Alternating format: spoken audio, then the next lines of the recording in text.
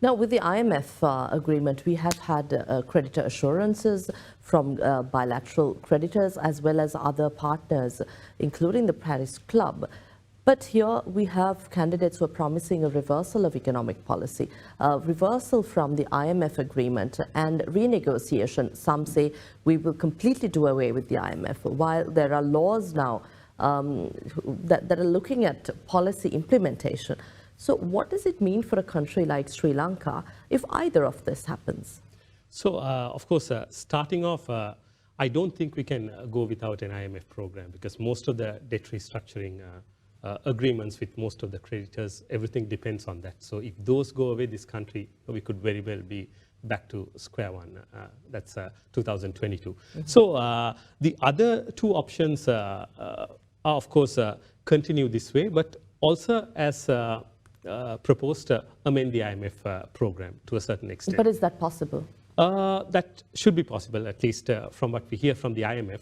So because, just to explain it, the current path we are doing is, I don't think it's structured towards growth. This was an IMF program that was drafted in 2022. Mm-hmm. So that was, even if you look at most of the IMF baselines. Yeah. But when you say it's not structured towards growth, what is the program focusing on?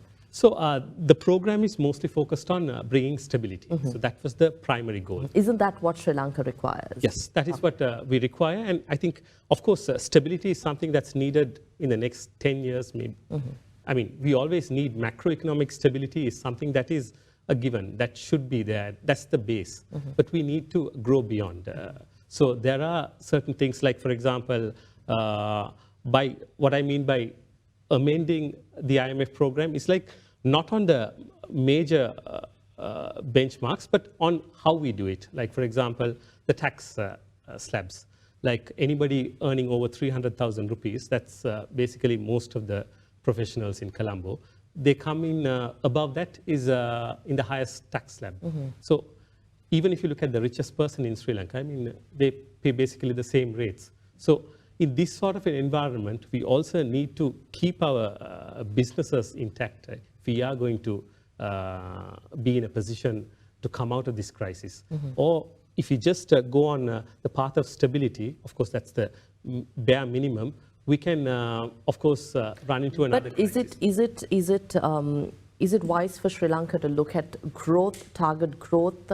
You spoke about the IMF agreement, which was designed in 2022 at the depth of the crisis when Sri Lanka plunged into a deep crisis.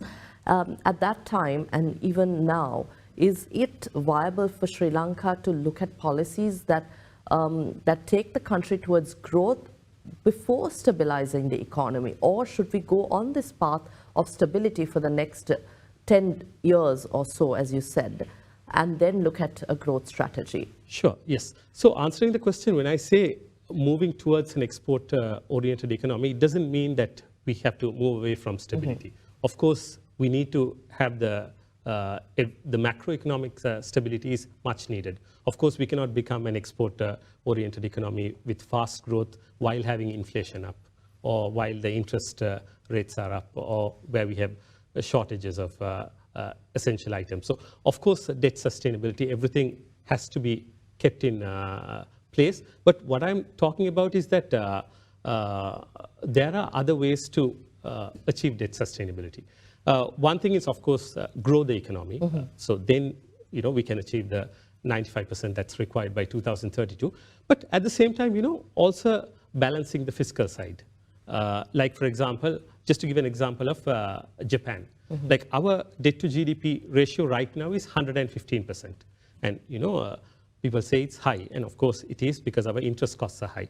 But if you look at, for example, Japan's debt to GDP ratio is 250% of GDP. But ours is only 115%. But 70% of our government revenue goes to paying interest. But even though Japan has almost double the amount of debt when compared to GDP, only 6% of Japan's government revenue goes to paying interest rates. There's two reasons for that. One is our government revenue is just around 11% of GDP. Japan's is at 37%. So they have quite high government revenue. And the second thing is the borrowing costs. I mean, for Japan to borrow, it's less than 1%. I think last when I checked, a 10-year bond is around 0.88%. So the borrowing costs are very low.